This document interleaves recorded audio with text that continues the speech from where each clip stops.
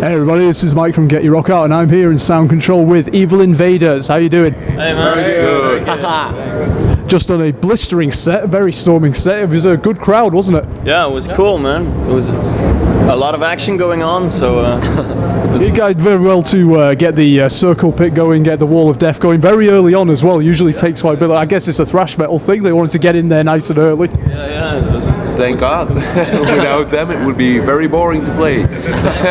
It's been pretty cool for the entire tour because we've been like the first band every night, and the people always show up from like the first minute, and I really didn't expect that when we left on tour. So.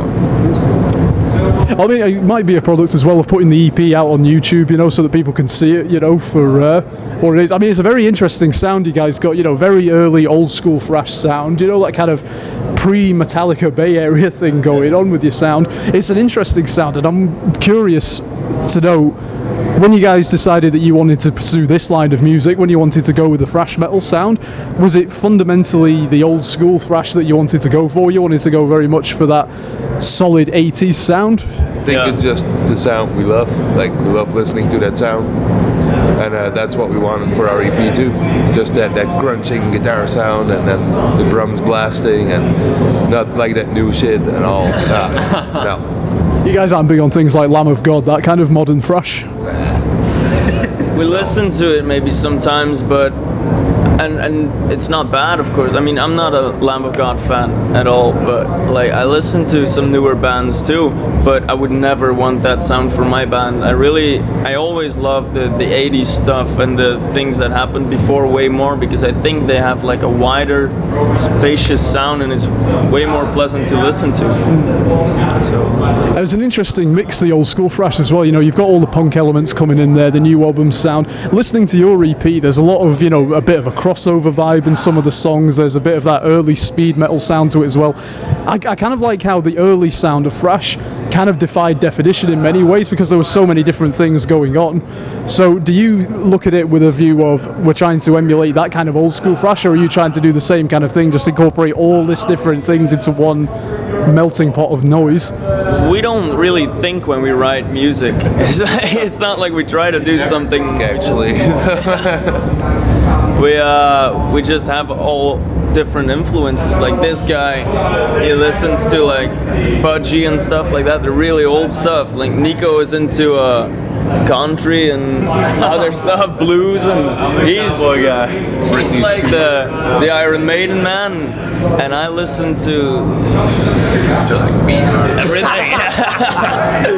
No, yeah, just progressive stuff even, and 80s shit. But we all listen to the 80s stuff, of course, but that's the base, you know. We're all Iron Maiden fans. I mean, Steve Harris is probably the reason why I started playing bass guitar.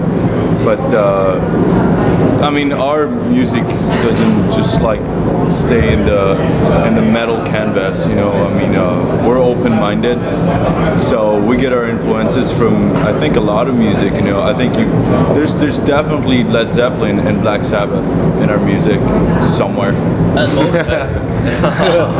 Which is good. That's why I wore the shirt.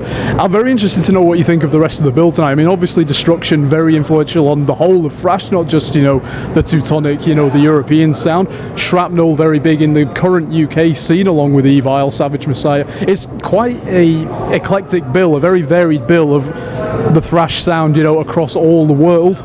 And yet all with a hint of the same, you know, driven passion, that same idea of, you know, just going nuts at a gig.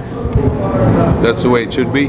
Like, we're all here for the same thing, probably, to do our music, having fun, drinking beer. We're having a really good time on this tour, man. Yeah. It's like everybody's really relaxed and partying all the time. Like, nobody's making problems, and then that's pure gold, you know. I think we're too hangover every day to make a scene.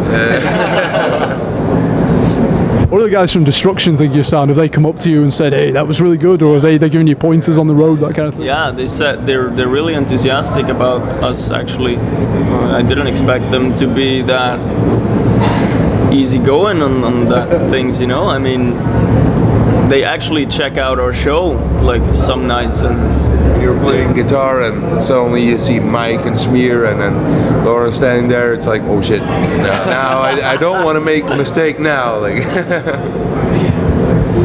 Is it? I mean, it's just. I mean, I love thrash. You can probably tell. I'm just not talking about it, but I'm always very interested to know when new guys are coming up in the scene, and you know they're trying to keep that sound going. What do you think is the one fundamental of thrash metal that needs to stay alive as the genre evolves over the years? You know, went through that kind of bad period in the 90s and then it came back very strong, all the big bands from the old days coming back.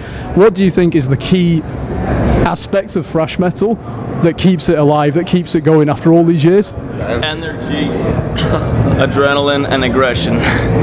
That's what you need. And of course a raging crowd. Yeah. But that comes along with it. You know, if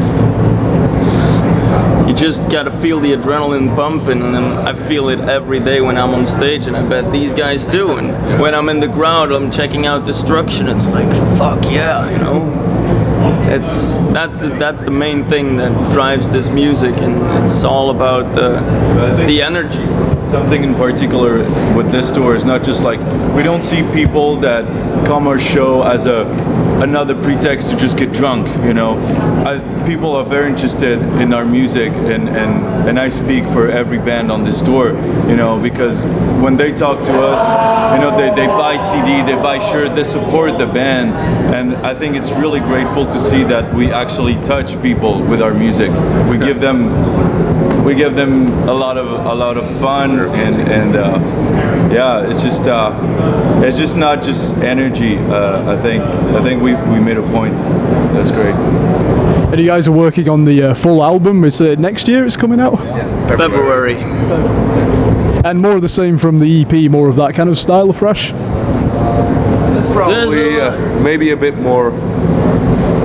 Yeah. We experimented a bit more with what we could do, but How so? it's gonna be like, I think it's gonna be good. We're liking it, so Yeah. other people should like it too. If not, go listen to another band. Which is always the attitude to have. We're gonna. There's gonna be like the fast, up-paced thrash, speed, heavy metal as the EP's got. You know, that's what we do, and it's always gonna be like that.